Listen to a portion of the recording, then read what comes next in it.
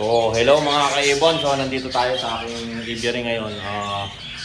Nakita ko kanina nagpapakain ako. Hindi na talaga pwedeng palampasin to.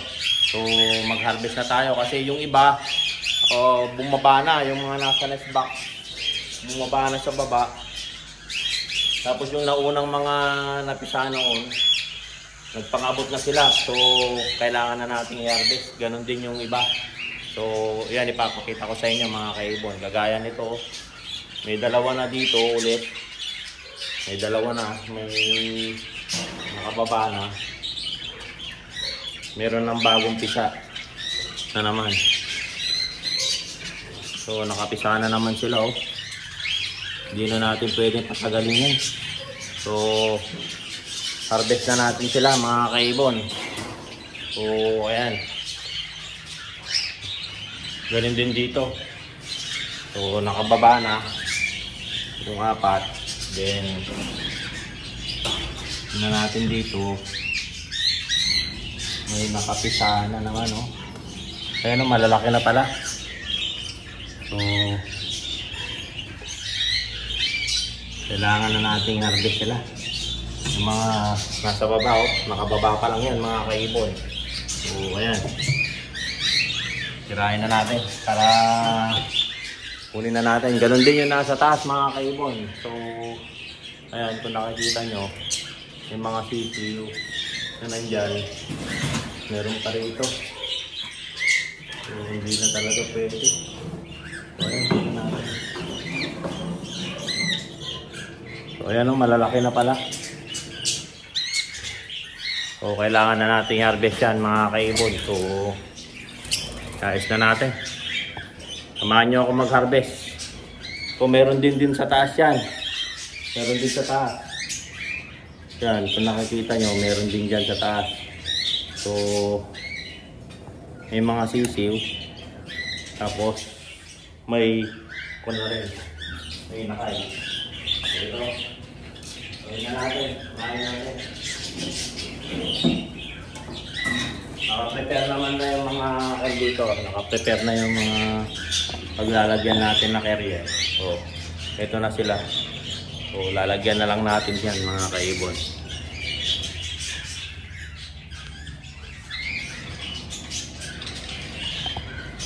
Set lang natin. So, ayan. So, lain na rin lang dito sa baba. So, ayan. Kunin ko na.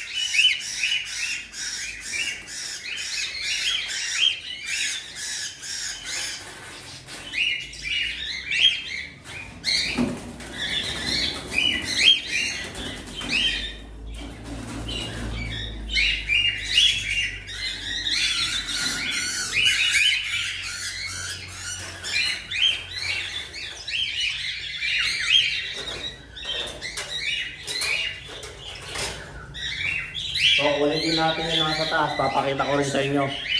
So, para makita nyo, dire-diretso na tayo. Wala nang cut to. So, para mabilis. So, ayan yung mga anak. Then,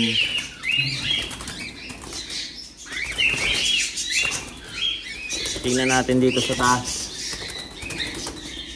So, ayun yung mga magulang niya.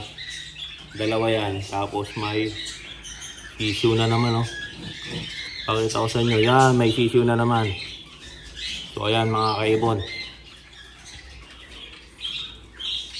So, kunin natin yung tatlo. Tapos mayroon pa sa kabila. So, mayroon din sisiw yan. Papakita ko rin sa inyo yan. Papakita rin natin para makita nyo. Yan. Kahit na masakit na yung likod ko, may ininda pa rin ako. Masakit yung likod ko. Kailangan ng panto. Kunin kasi hindi mapapakain na maayos yung mga inakay kapag kwan sila. May mga inakay pang nasa labas. So ayan, dalawa rin. Tapos meron pa rito. So ayan, oh. Ayan, kung nakikita nyo mga kaibon. Ayan, oh. So may sisiw din. So kailangan na rin talagang kunin. So kunin na natin.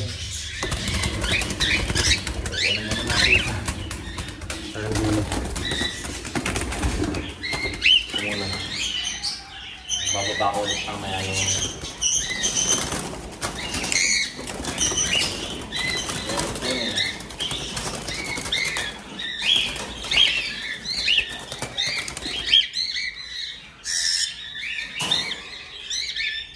ayan, medyo mataas kasi, so medyo delikado. Yung baba ko muna yung so ayan.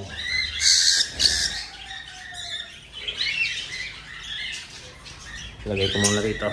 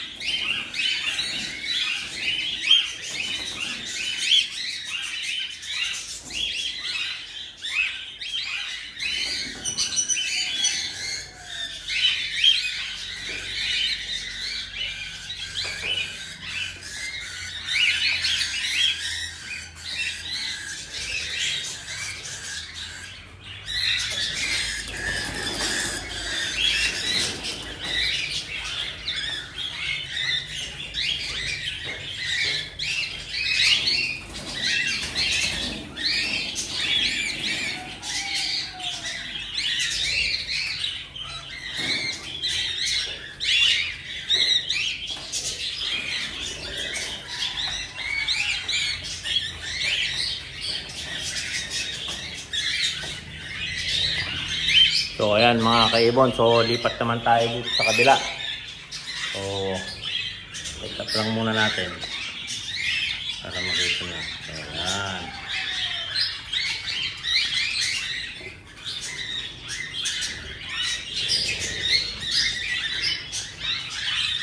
Lipat ko muna yung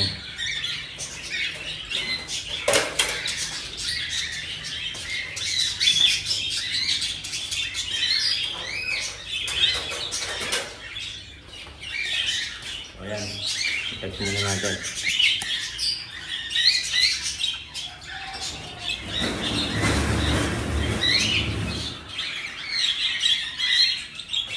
So ito pala, papakita ko sa inyo. Ito, nagpang-abot na to. Meron na yung una, nandyan, tapos yung pangalawa, bumaba na rin. Oh. So ayan, hindi natin mapigilan yan kapag malakas yung breeder. So ayan mga kaibon, kunin na natin.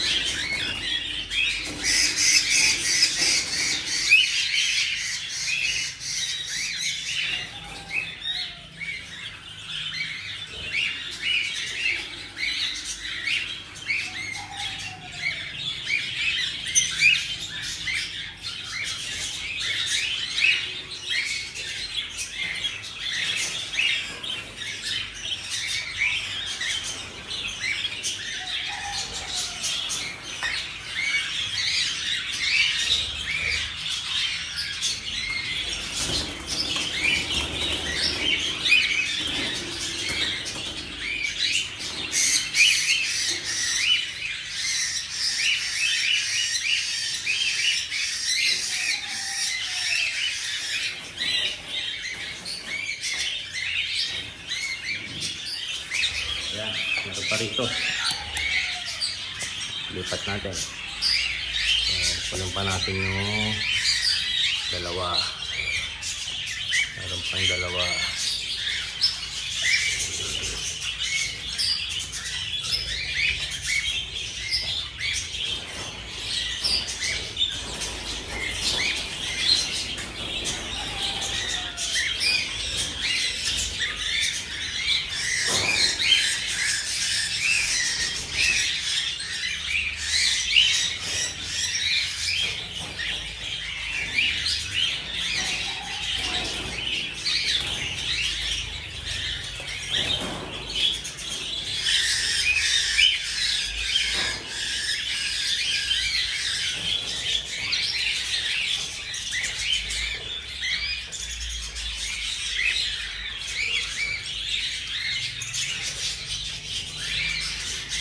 Tapos harvest din tayo ng mga budgie saka parakeet. So nandito yung mga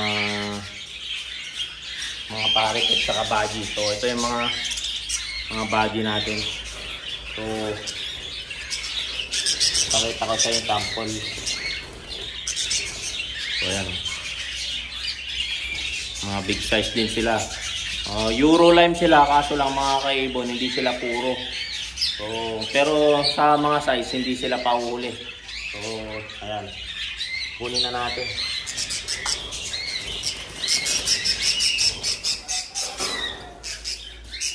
Pwede natin kamayin yan mga kaibon. Okay, medyo maliliit sila. Kahit bang! Ito sa kakatay. Ang kakatay kasi hindi natin pwedeng kanyan. Hindi natin pwedeng tawag dito. Hindi natin pwedeng magdalawahin. So, yan. Ano pa ba? So, ito mga budgie ito mga kaibon. Yan, pwede na natin anihin yan. So, yung kamay ko mga kaibon, malaki. So, pwedeng dalawa. So, nasa 6 flat din kasi ako. So, ayan. Pwede natin dakot-dakotin lang. So, lipat natin dito. Pwede natin yung mga TCB. So, ito may mga TCB rin ako na fitted.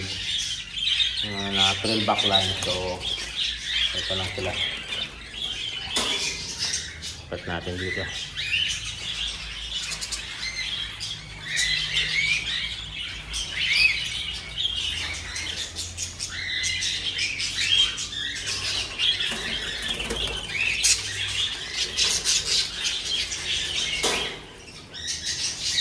Ayan. Ano pa ba?